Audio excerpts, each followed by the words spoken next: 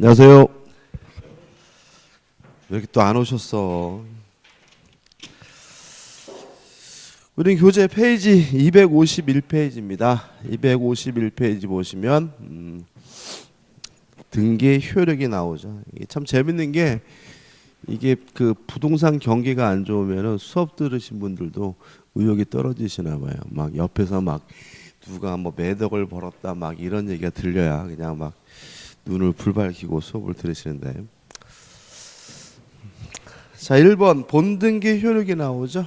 첫 번째 권리 변동적 효력, 이게 주된 효력이죠. 우리는 물권 변동에 있어서 형식주의를 취하기 때문에 등기를 하게 되면 권리 물권이 변동되게 되는데 이게 권리 변동적 효력이고요.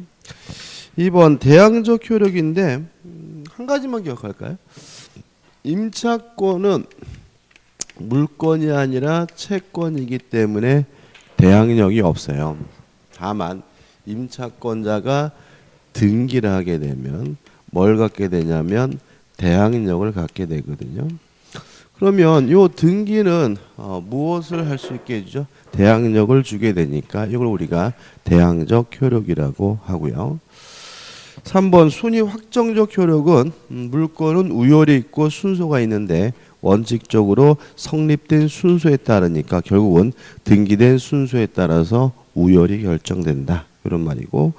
4번 점유적 효력이라는 게 나오는데 이거 중요한 건 아닌데 우리가 오늘 할 텐데요. 타인의 부동산을 점유하고 있는 상태에서 20년 지나면 뭘 하게 되냐면 취득시효를 해요.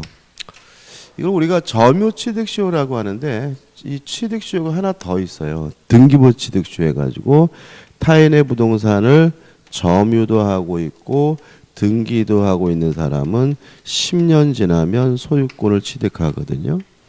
그럼 결국은 위에는 20년이고 밑에는 뭐죠? 10년이란 말이죠. 왜 이런 차이가 생기느냐? 밑에는 뭘 하고 있기 때문에 등기를 하고 있기 때문이죠. 다시 말하면 등기를 하게 되면 점유 효과를 강화시켜서 기간을 뭐죠? 단축하게 해주는데 이런 거 우리가 점유적 효력이라고 하고요. 아무짝에도 쓸모없는 내용이고, 그 다음에 넘겨보시면 5번에서 중요한 게 나옵니다. 추정적 효력이 나오죠. 이게 중요합니다. 일단 등기를 하고 있으면 몇 가지 사실에 대해서 추정이 돼요. 한번 생각해 보죠. 갑이라는 사람이 을과 만나 가지고 매매 계약을 하고 갑이 을에게 이전 등기를 해주면 을이 뭘 갖게 되냐면 소유권을 갖거든요. 여기서 우리가 뭘 할 수 있냐면 을에게 등기하고 있다는 이유 때문에 몇 가지 사실을 추정해 준다는 걸 알 수 있어요. 첫째, 등기라면 소유권을 취득한다는 말 속에서 을은 적법한 소유자임을 추정을 받습니다. 이거 우리가 권리의 적법이 추정된다, 이런 말을 쓰고요. 또 을이 소유권을 취득하려면 요 매매 계약이 유효해야 되죠. 따라서 매매 계약이 유효함도 추정을 받는데 이걸 우리가 등기 원인의 적법이 추정된다는 말을 쓰고요. 또 을이 소유권을 취득하려면 요 등기도 유효해야 되기 때문에 등기가 유효함을 추정받는다. 이걸 우리가 등기 절차의 적법이라고 합니다. 근데 여기서 조심할 것은 뭐냐면 이런 건 의미 없어요. 권리의 적법, 등기 원인의 적법, 등기 절차의 적법, 이렇게 이런 거 의미가 없고, 요 추정된다는 말이 무엇인지에 대한 실질적 기억이죠. 그래서 그냥 여기 써 있는 것처럼 등기라면 소유권을 취득하니까 소유자임을 뭐 받아요? 추정을 받는다, 이런 의미. 소유권을 취득하려면 매매가 유효해야 되니까 매매 계약이 유효함을 뭐 받아요? 추정을 받는다. 또 소유권을 취득하려면 등기가 뭐죠? 유효해야 되니까 등기가 유효함을 뭐죠? 추정받는다. 이렇게 좀 살아있게 기억해 두시고요. 그 다음에 추정받는다는 말은 스스로 뭐 할 필요가 없다는 얘기냐면 입증할 필요가 없다는 얘기인데, 입증은 누구한테 할 필요가 없냐면 전 권리자인 갑에게도 입증할 필요가 없고요. 제3자에게도 뭐 할 필요 없냐면 입증할 필요가 없다. 이렇게 되는 거죠. 따라서 만약에 갑이 을에게 내가 너한테 언제 팔았니? 라고 주장한다면 을은 갑으로부터 샀다는 사실을 스스로 뭐 할 필요 없어요? 입증할 필요가 없고요. 갑이 을에게 안 팔았다는 사실을 입증해야 된다. 이런 얘기고, 제3자 병이 을한테 전해가지고 그게 네 땅이냐 내 땅이지라고 지랄거릴 때 을은 병에게 소유자임을 뭐 할 필요 없어요? 입증할 필요가 없고요. 병이 을이 소유자 아님을 뭘 해야 돼요? 입증을 해야 된다. 이런 의미가 되는 거죠. 그 다음에 이제 이러한 추정이 깨지는 경우가 있어요. 추정이 깨지는 경우. 근데 여기서 좀 조심해야 될 생각은 뭐냐면 추정이 깨졌으니까 그 등기는 무효겠구나 라고 생각하시면 안 된다는 얘기죠. 왜냐하면 추정된다는 말은 스스로 뭐 할 필요 없어요? 입증할 필요가 없다는 얘기니까 추정이 깨졌다는 말은 등기가 무효라는 말이 아니라 이제는 뭘 해야 돼요? 입증을 해야 할 필요성이 생긴다라는 말에 불과한 것이지 등기 자체가 뭐임은 아니에요? 무효인 것은 아니에요. 언제 추정이 깨지냐면 첫째, 반증이 존재하면 추정이 깨집니다. 갑이 을에게 안 팔았다는 사실을 입증했어요. 을이 가지고 있는 매매계약서가 위조됐다는 사실이 갑에 의해서 뭐가 됐어요? 입증이 됐다면 반증이 있는 것이니까 추정이 뭐죠? 깨지고 을은 왜 그런 일이 발생했는지에 대해서 적극적으로 뭘 해야 돼요? 입증을 해야 되는 거죠. 그 다음에 두 번째, 사망한 사람, 사자죠. 허무인, 존재하지 않는 사람으로부터 이전 등기가 됐다면 그때는 추정이 깨져요. 자, 이런 얘기입니다. 을 앞에 등기된 날짜가요 2월 22일인데 갑이 공교롭게도 2월 10일 날 사망했다는 사실이 밝혀졌어요. 그러면 을에 이루어진 등기는 사망한 사람으로부터 이전 등기가 됐기 때문에 추정이 뭐가 돼요? 깨지고 을은 왜 그런 일이 발생했는지에 대해서 적극적으로 뭘 해줘야 돼요? 입증을 해줘야 되는 거죠. 아마 여러분들이 공시법 시간에 사망한 사람으로부터 이전 등기가 됐더라도 실체적 권리관계에 부합한다면 그 등기는 유효다. 이렇게 배우셨을 거예요. 배우셨죠? 그죠? 다시 말하면 사망한 사람으로부터 이전 등기가 됐더라도 그 등기는 일단은 뭐 한 거죠? 유효한 건데 다만 추정이 뭐가 된 거예요? 깨졌기 때문에 을은 왜 그런 일이 발생했는지에 대해서 적극적으로 뭘 해야 돼요? 입증을 해야 된다. 이런 말인 거죠. 허무인, 갑의 주민등록번호 가지고 확인해 봤더니요. 갑이라는 사람이 존재하지 않아요. 존재하지 않는 사람으로부터 뭐가 됐어요? 이전 등기가 됐다면 그때도 추정이 깨지게 됨을 주의하시기 바랍니다. 그 다음 세 번째로 보전 등기 전에 소유자가 존재하고 있는 경우에도 추정이 깨집니다. 자, 이런 거 한번 생각해 볼까요? 갑이라는 사람이 건물을 신축했어요. 그럼 우리가 저번 주에 했지만 건물을 신축하는 것은 법률행위가 아니기 때문에 기둥과 외벽과 지붕이 만들어지는 순간 갑은 등기 없이 뭘 가져요? 소유권을 갖죠. 기억나시죠? 근데 갑이 이 건물을 을에게 팔았어요. 팔고 을에게 등기해 주려면 어떻게 줘야 되는 것이 FM이냐면 자기 앞으로 보존 등기를 하고 그 보존 등기를 기반으로 해서 이전 등기를 해줘야 되는 것이 FM인데 그래봤자 괜히 갑에게 뭐만 나와요? 세금만 나오니까 을 앞으로 직접 보존 등기를 해줬어요. 그러면 을 앞에 보존 등기 전에 뭐가 있어요? 소유자가 있는 경우는 추정이 뭐가 돼요? 깨지고 따라서 만약에 문제가 됐을 때는 을은 왜 그런 일이 발생했는지에 대해서 적극적으로 뭘 해야 돼요? 입증을 해야 돼요. 근데 이거를 우리가 여러분들이 아마 공시법 시간에 이렇게 배웠죠. 모두 생략 등기. 안 배우신 듯한 표정인데, 요 모두 두자가 뭐죠? 머리 두자죠, 그죠? 그래서 맨 앞대가리가 생략됐다 그래서 뭐죠? 모두 생략 등기라고 하고요. 모두 생략 등기는 뭐예요? 유효해요.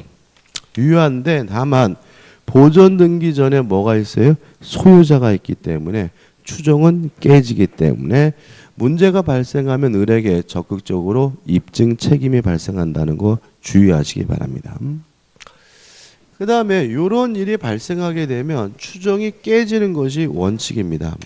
근데 예외적으로 이런 일이 발생하더라도 추정이 깨지지 않고 유지가 되는 경우가 있는데 뭐냐면 각종 특별 조치법에 의한 등기입니다. 각종 특별 조치법에 따라서 등기가 이루어진 경우에는 이러한 일이 발생하더라도 추정이 깨지지 않고 유지가 된다는 것이 우리 판례 입장이에요. 이 앞에 붙는 건 다양합니다. 뭐 농지 소유권 이전에 관한 특별조치법, 뭐 주택 소유권 이전에 관한 특별조치법에서 다양한데 이러한 각종 특별조치법들은 한시법이라 그래가지고 일정 기간만 존속하다가 없어지고 일정 기간만 존속하다가 없어지고 이런 법들이거든요. 아이, 어서 오십시오. 전 또 남자분들만 계셔가지고 왜 안 오시나 했어요. 자, 이걸 이해하려면은 뭘 생각하면 되냐면 지금은 안 그런데 과거에 동성동본 결혼 못했죠. 그죠? 동성동본 결혼 못했습니다. 제가 수능안 씨인데 제 친구 중에서 수능안 씨가 있어요. 근데 이놈이 동창인데 그 같은 수능안 씨 여자분하고 사는 거예요. 아이도 둘이나 낳고. 근데 문제는 뭐냐면 동성동본 혼인이 금지되어 있기 때문에 둘이 뭘 못하냐면 혼인신고를 못하는 거예요. 그래가지고 이제 동창회 때 오래간만에 만나가지고 그때 나 옛날 얘기죠. 그래가지고 야, 뭐 너 어떡하려고 그래? 막 그랬더니 이름이 뭐라 그러냐면 걱정 안 한대요. 왜 그러냐면 동성동본은 결혼을 못하는데 혼인신고를 못하는데 10년 단위로 한 번씩 한시법을 만들어 가지고 일정 기간 혼인신고를 쫙 받아주고 그리고 또 어떻게 해요? 안 받다가 10년쯤 지나면 혼인신고를 어떻게 해요? 싹 받아주고 이렇게 특별법을 만들어 준다는 거거든요. 그래서 요 아이들이 학교 가기 전에 이 법이 제정될 거기 때문에 별로 걱정하고 있지 않다. 그래서 이 아이가 학교 가기 전까지 혼인신고할 수 있다. 이런 말을 하거든요. 이 특별조치법도 그런 거예요. 그러니까 어떤 절차적 하자로 인해서 등기를 못하고 있는 사람을 구제하기 위해서 이것도 또 대충 10년 단위입니다. 10년마다 일정 기간 동안 등기를 받아주기 위해서 만드는 법을 우리가 뭐죠? 특별조치법이라고 해요. 그죠? 그럼 이제 한번 생각해 보자고요.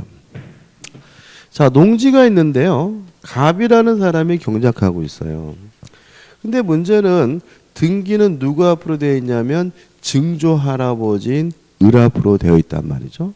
그래서 갑한테 물어봤어요. 아니 왜 등기 할아버지 앞으로 냅둡니까? 물어봤더니 알아봤더니 등기 증조 할아버지에서 자기 앞으로 등기가 되려면 요 증조 할아버지 모든 후손들을 다 찾아가지고 상속을 안 받겠다라는 상속을 포기하겠다라는 확약서 내지는 확인서가 있어야 등기할 수가 있는데 문제는 요 증조 할아버지 후손 중에서 연락 안 되는 분이 뭐죠? 태반이기 때문에 요거를 받을 수가 없어서 자기 앞으로 등기를 못 합니다.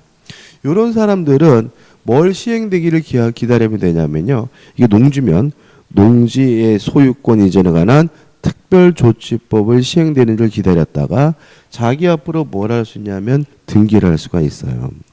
무슨 말 아시겠죠? 그죠? 그럼 여기서 이제 우리가 알 수 있어요. 자, 특별조치법에 의한 등기는요. 어차피 절차적 하자가 생겨요. 그렇지 않습니까? 이 사람들한테 뭘 안 받았어요? 확인서를 안 받았잖아요. 그리고 특히 일반적으로 누구한테 이전 등기가 되냐면 사망한 사람으로부터 등기가 되거든요.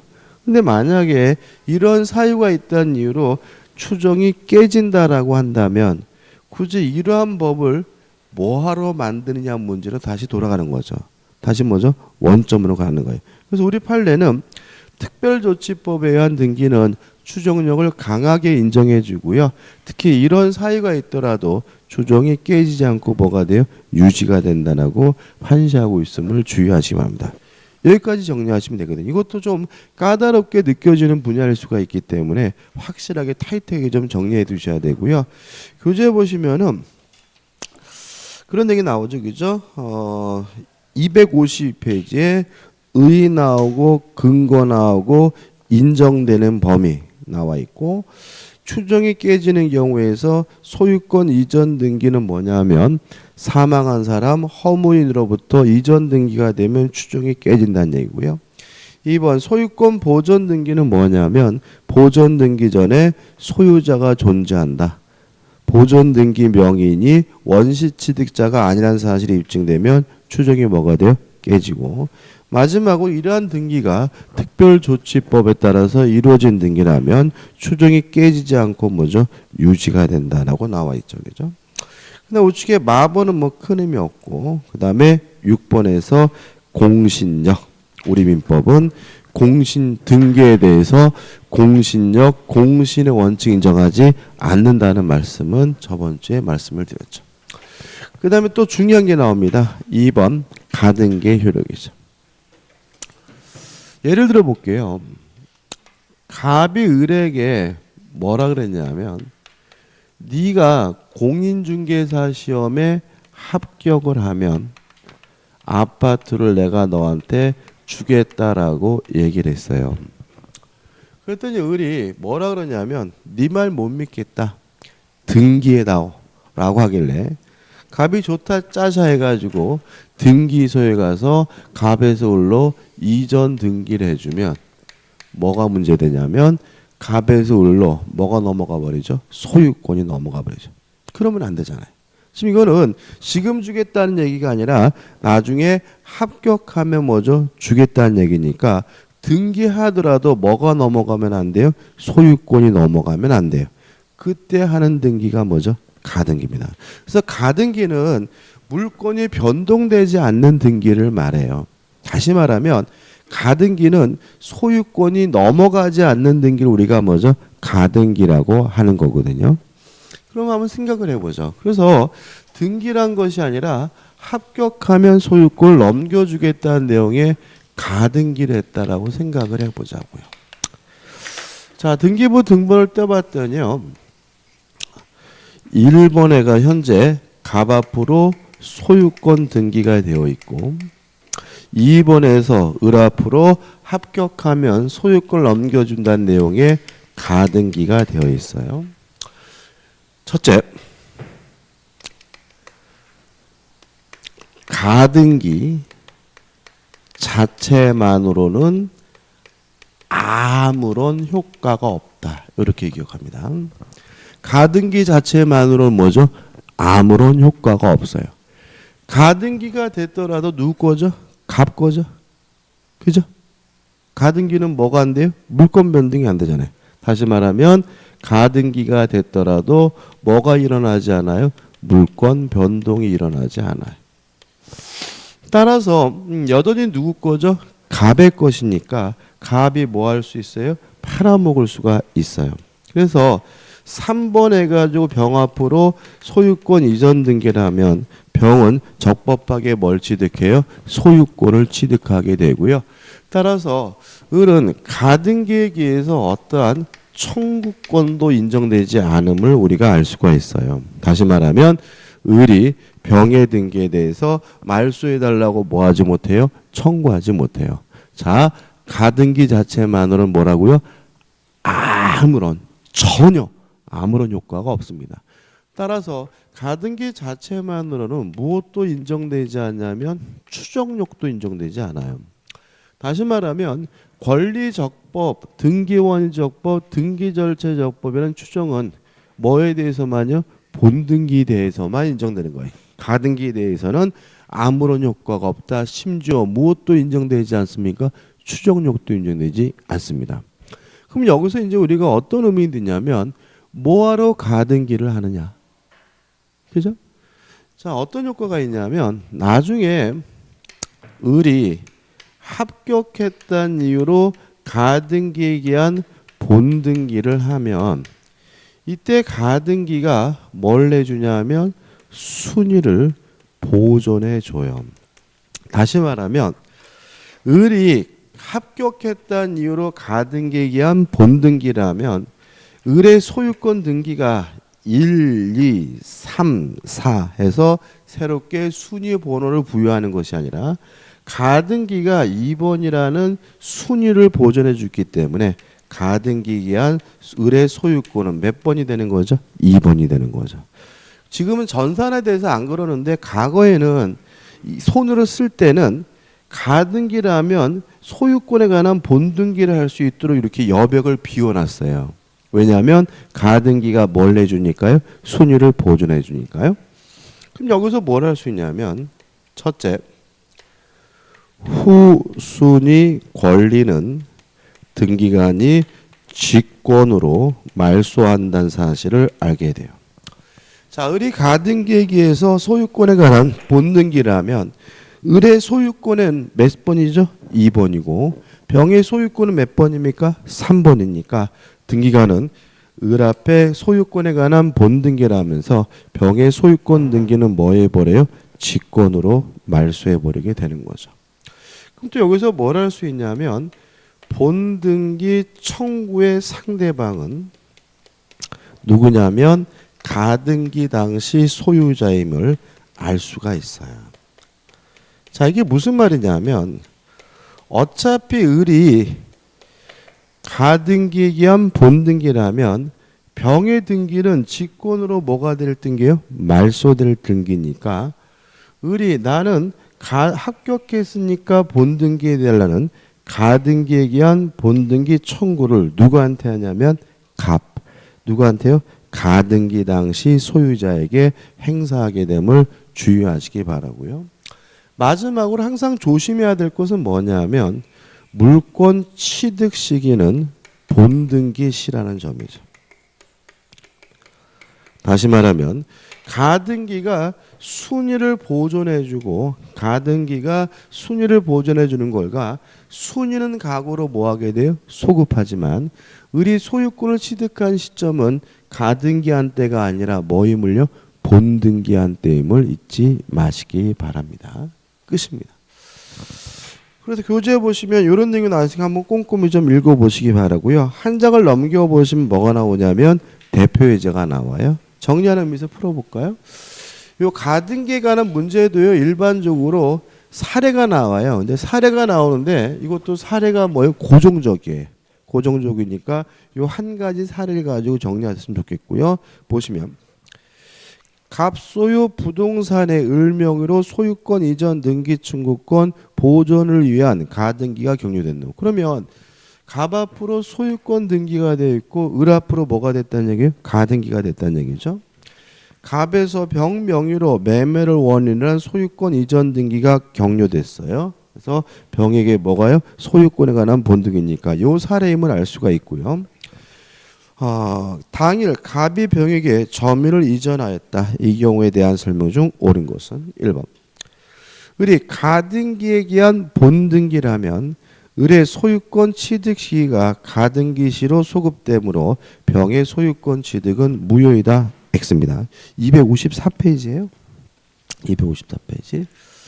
자, 물권 취득 시기는 뭐 되지 않습니까? 소급하지 않습니다. 2번 병명의 소유권 이전 등기가 원인 무효라면 가등기 권리자인 을이 직접 그 말소를 구할 수 있다. X죠. 가등기 자체만으로는 아무런 효과가 없어요. 그래서 어떠한 형태의 청구권도 가등기 상태에서는 뭐하지 않습니까? 인정하지 않기 때문에 병의 등기가 무효라 하더라도 말소해달라고 청구하지 못해요. 3번 을이 가등기에 의하여 보존하는 갑에 대한 등기 청구권은 소멸시 걸리지 않는다요. 이거 좀 설명 드릴 거랬네요. 요 가등기를 정확히 하면은 청구권 보존의 가등기예요. 정확히 명칭이. 그럼 이 청구권이 물권적 청구권일까요? 채권적 청구권일까요? 청구권 보존의 가등기인데 물권적 청구권일까요? 채권 청구권일까요? 어떻게 구별한다 그랬죠?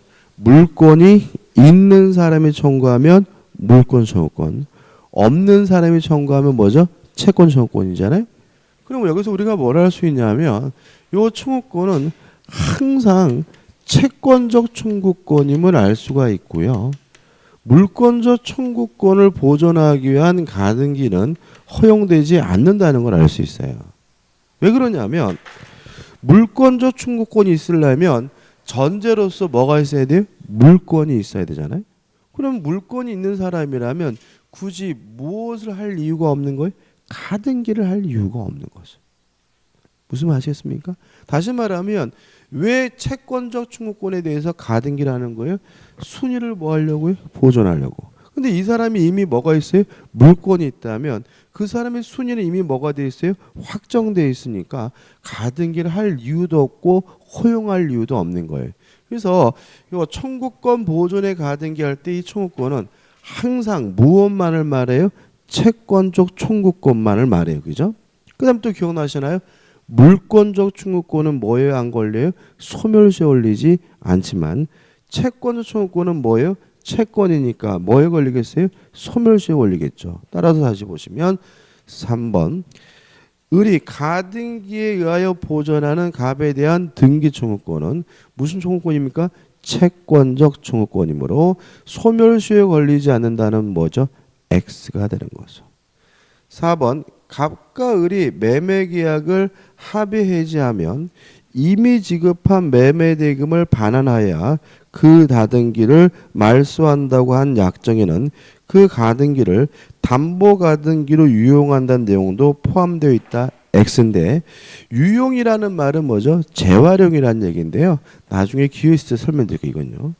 5번 을이 본등기를 하려면 갑에게 청구하여야 하고 병의 등기는 직권 말소가 된다. 5점.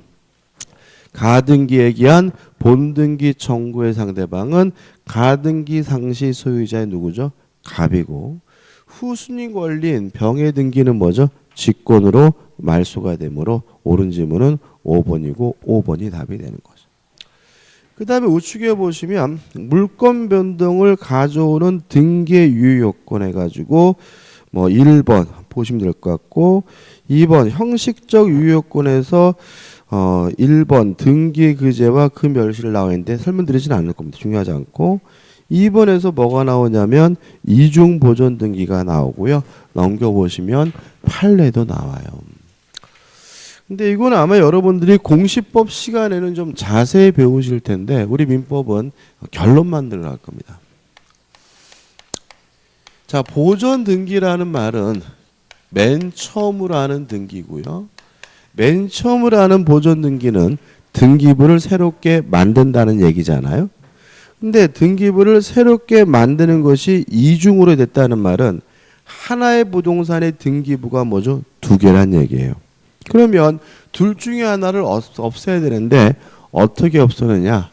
그냥 가장 중요한 것은 선보존 등기가 유효하고 후보존 등기는 무효라는 것이 우리 판례 입장입니다. 조금 이렇게 안으로 들어가면 왠지 다른 것 같은 내용도 나오게 되긴 하지만 우리 민법에서는 이 정도.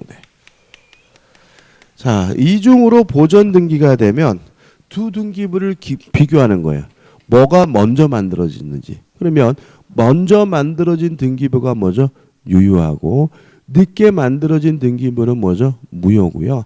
우리 판례에 따른다면 누가 진정한 권리자인지 구별하지 않고 특히 조심할 것은 가끔 공시법 책 보면은 등기 명인이 동일한 경우와 등기 명인이 동일하지 않은 경우를 나누고 있는데 그것도 최근 판례에 따른다면 나눌 필요도 없어요. 그냥 선보존 등기가 유효하고 후보존 등기는 뭐라고요? 무효다. 이렇게만 기억하시기 바라고 이것도 좀 이따 써먹을 겁니다.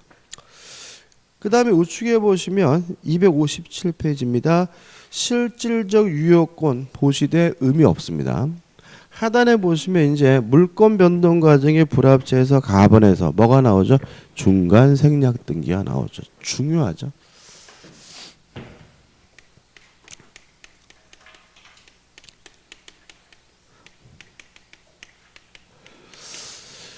자, 중간 생략 등기는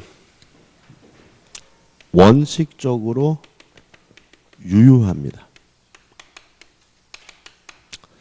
왜 유효한지 이유를 꼭 기억해 두셔야 되는데, 첫째, 중간 생략 등기를 금지하고 있는 부동산 등기 특별조치법은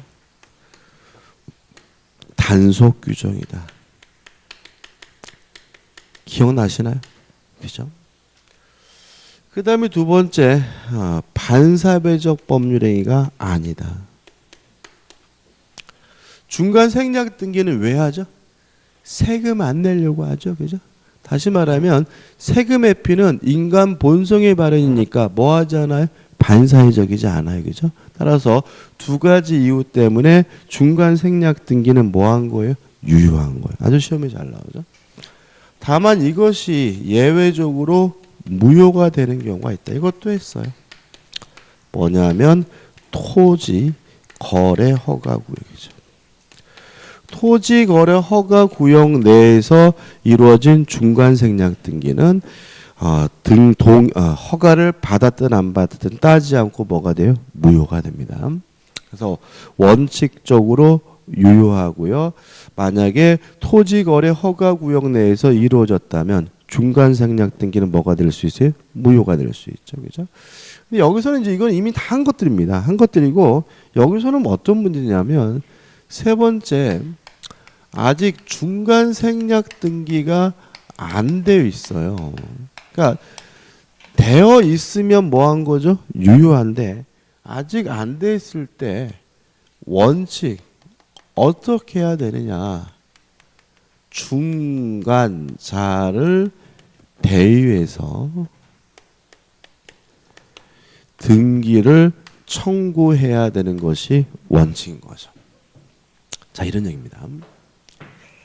갑이 소유하고 있는 A 토지를요, 을에게 팔았고요. 을이 또다시 병에게 팔았거든요. 근데 갑에서 병으로 직접 이루어졌다면 요 등기가 뭐가 돼요? 중간 생략 등기인데, 됐으면 뭐 한 거죠? 유효한 거잖아요. 근데 아직 등기가 안 돼 있는 상태예요.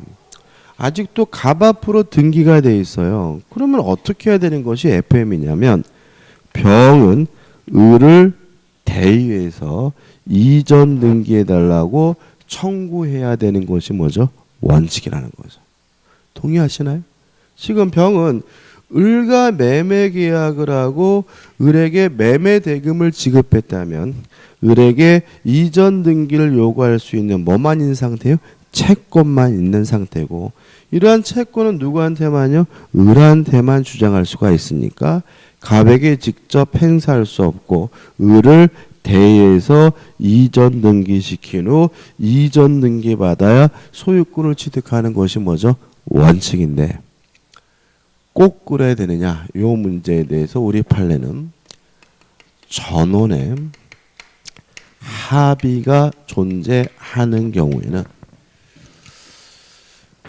직접 이전 등기를 해달라고 청구하는 것도 가능하다는 일종의 예외를 인정하고 있습니다.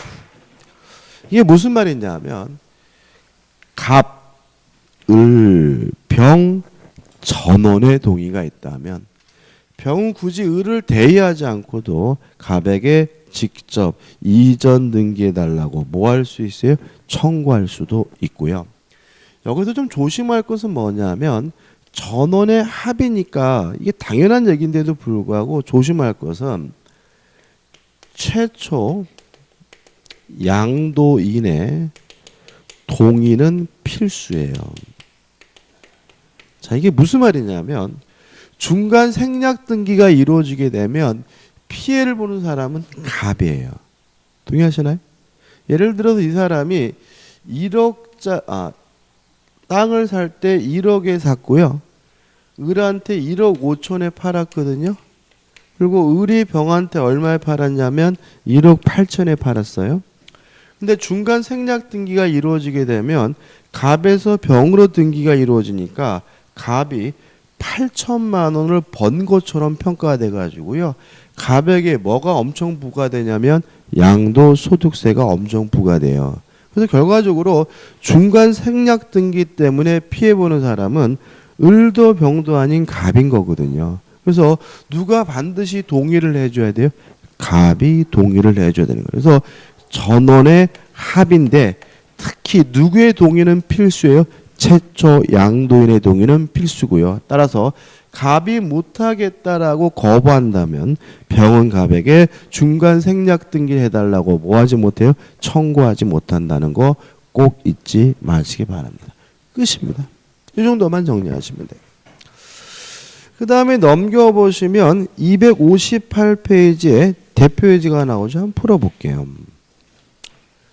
중간 생략 등기에 관한 판례 태도와 다른 것은 1번 최종 양수인이 최초 양도인에게 직접 소유권 이전 등기를 청구권을 행사하기 위해서는 관계 당사자 전원의 의사의 합치가 있어야 된다. 다시 말하면 직접 이전 등기를 청구하려면 전원의 합의가 필요해야 된다. 맞는 질문이죠. 2번 부동산 등기 특별조치법상 조세포탈과 부동산 특이 등을 방지하기 위하여 등기하지 아니하고 제3자에게 전매하는 행위를 일정 목적 범위 내에서 형사 처벌하도 되어 있으나 이로써 순차 매도한 당사자 사이에 중간 생략 등기 합의에 관한 사법상 효력까지 무효한다는 취지는 아니다. 무슨 말이죠? 부동산 등기 특별조치법 뭐죠? 단속 규정이다. 따라서 법에서 금지하고 있고 처벌하더라도 무효는 아니란 취지니까 맞는 질문이죠. 3번 중간 생략 등기에 합의가 없다면 부동산의 전전 매수인은 매도인을 대유하여 그 전 매도인인 등기 명의자에게 매도인 앞으로 소유권 이전 등기를 구할 수 있을지언정 직접 자기 앞으로 소유권 이전 등기를 구할 수 없다. 말이 그렇게 복잡한데 직접 이전 등기를 청구하려면 전원의 합의가 필요하잖아요. 합의가 없다면 원칙에 따라서 중간자를 뭐 해서 대의해서 등기를 청구해야 된다는 얘기니까 맞는 지문이 되겠죠. 4번 장사자들 사이에 중간 생략 등기 합의는 결국 최초 매도인과 최종 매수인 사이에 매매 계약이 체결되었다는 것을 의미한다. X죠. 합의는 말 그대로 중간 생략 등기를 하기로 한 합의인 것이지 갑과 병이 매매 계약한 것은 아니죠. 매매 계약은 갑과 을이 매매 계약하고 을이 병이 뭐죠? 매매 계약하는 것이지 갑과 병이 매매 계약한 것은 아니기 때문에 4번이 뭐죠? X가 되고 4번이 답이 되죠. 그래서 이게 이런 겁니다. 토지거래 허가구역 내에서 중간 생략 등기를 하면 무효가 되는 이유가 요 4번 지문 때문인 거예요. 한번 생각해 보세요. 요 지역이 토지거래 허가구역이라면 지금 갑에서 병으로 이전 등기 이루어지려면 토지거래 허가를 받아야 되잖아요. 그죠? 그러면 토지거래 허가를 어떻게 받겠어요? 갑과 병이 매매 계약한 곳으로 해서 허가를 받겠죠. 이해되시죠? 근데 갑과 병은 매매한 바가 없으니까 허가 자체가 뭐가 돼요? 무효가 되고 병의 등기는 뭐인 거예요? 무효인 거예요. 따라서 토지거래 허가구역 내에서 중간 생략 등기가 이루어지면 허가를 받았든 안 받았든 그 등기는 뭐죠? 무효인 이유는 매매 계약을 갑과 을이 하고 을과 병이 한 것이지 갑과 병이 한 것이 아니기 때문에 허가 자체가 뭐가 돼버려요? 무효가 되기 때문에 그렇게 되는 거죠. 5번 당사자 사이에 적법한 원인행위가 성립되어 중간 생략 등기에 이루어진 이상 중간 생략 등기에 관한 합의가 없었다는 사유만으로 그 소유권 이전 등기를 무효라고 할 수 없다. 맞죠? 합의가 필요한 것은 뭐예요? 직접 이전 등기를 청구하기 위해서 필요한 거고요. 중간 생략 등기는 합의가 있든 없든 토지거래 허가구역 내가 아니라면 뭐 한 거죠? 유효한 거니까 5번은 맞는 지문입니다. 그다음 4번 우측이죠. 우측에 실제와 다른 등기 원인에 의한 등기로더라도 실제적 권리관계에 부합하면 유효하고요. 답은 무효등기의 유용이 나오는데 무효등기를 유용하는 것은 가능해요. 다만 제3자의 권리는 침해할 수 없고요. 그 효과는 뭐 하지 않냐면 소급하지 않는다는 거 주의하시기 바라요. 자, 무효등기를 또 쓸 수 있느냐? 쓸 수 있다. 다만 제3자의 권리는 뭐 할 수 없어요? 침해할 수 없고 그 효과가 과거로 뭐 하지 않아요? 소급하지 않는다는 정도만 간단하게 기억하시면 되고요. 그 다음 넘기시면 라번 부동산 등기 특별조치법에 의한 규제는 읽어보실 때 큰 의미 없고 그 다음에 4번 등기를 갖추지 않은 부동산 매수인의 법적 주의를 좀 정리를 해봐야 됩니다.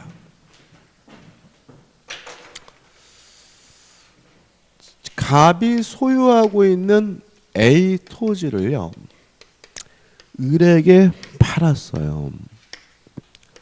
팔고 을이 갑에게 대금을 다 지급했기 때문에 갑이 을에게 임도를 해줘서 매수인인 을이 이 토지를 점유는 하고 있지만 자기 앞으로 등기는 안 하고 있어요. 이때 을 매수인은 아직 뭐가 없습니까? 소유권이 없습니다. 동의하시죠? 매매 계약을 하고 소유권을 취득하려면 뭘 해야 돼요? 등기를 해야 되잖아요. 아직도 누가 소유자인 겁니까? 갑에게 소유권이 있는 거죠. 그러면 을에게 아무런 권리도 없나요? 을은 매매 계약을 하고 대금을 지급했기 때문에 이전 등기해 달라고 요구할 수 있는 뭐는 있죠? 등기 청구권은 있죠. 이때 을의 등기 청구권은 물권적 청구권이겠어요? 채권적 청구권이겠어요? 채권적이죠. 그죠? 왜냐하면 아직 을에게 뭐가 없어요? 소유권이 없으니까요. 그러면 아까도 말씀드렸지만 물권적 청구권이면 소멸시효 걸리지 않겠지만 채권적 청구권이면 뭐에 걸려요? 소멸시효에 걸려야 되므로 을의 등기 청구권이 채권적 청구권이란 말은 원칙적으로 소멸시효에 걸리고요. 10년 동안 행사하지 않고 방치하면 을의 등기 청구권은 소멸되는 것이 뭐죠? 원칙입니다. 항상 원칙부터 시작하는 거예요. 자, 근데 우리가 소멸시효가 뭐예요? 권리를 행사할 수 있는데 행사하지 않고 방치하면 권리가 소멸되는 제도가 뭐죠? 소멸시효잖아요. 그러면 역으로 말하면 소멸시효에 걸리려면 권리를 행사하지 않고 방치해야 돼요. 만약에 그 사람이 권리를 행사하고 있다면 뭐에 걸리지 않습니까? 소멸시효에 걸리지 않는 거예요. 자, 우리 판례에 따른다면 을이 만약에 인도를 받아서 점유를 계속하고 있다면 을은 자신의 권리를 계속해서 행사하고 있는 거기 때문에 을의 등기 청구권이 채권적 청구권이라 하더라도 뭐에 걸리지 않냐면 소멸시효에 걸리지 않는다라고 판시하고 있는 거죠. 그래서 매수인의 등기 청구권은 채권적 청구권이지만 점유를 계속하고 있다면 뭐에 걸리지 않습니까? 소멸시효에 걸리지 않습니다. 왜냐하면 매수인이 점유를 계속하는 것은 뭐로 이해해요? 권리의 행사로 이해하니까요. 이해되시죠? 그러면 소극적으로 점유를 계속하는 것만 권리 행사냐? 이 문제에 대해서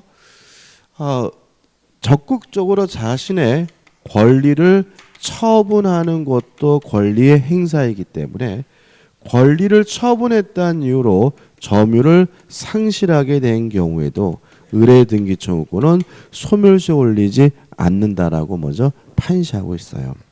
따라서 을이 또다시 병에게 팔고 병에게 인도를 해줘서 을이 점유를 뭐 했더라도요? 상실했더라도 점유를 계속하는 것도 물론 뭐죠? 권리 행사지만 권리를 처분하는 것도 뭐예요? 권리 행사이기 때문에 을의 등기 청구권은 뭐에 걸리지 않아요? 소멸시효에 걸리지 않아요.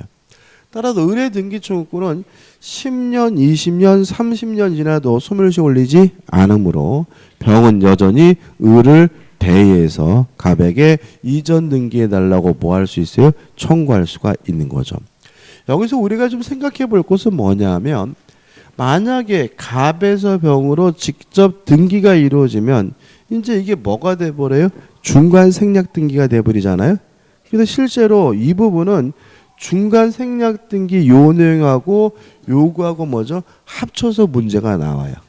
무슨 말이시겠어요? 그죠? 그래서 요 두 가지가 합쳐서 뭐가 돼요? 한 문제짜리가 되고요. 마지막으로 뭐냐면 아직도 갑에게 뭐가 있어요? 소유권이 있죠.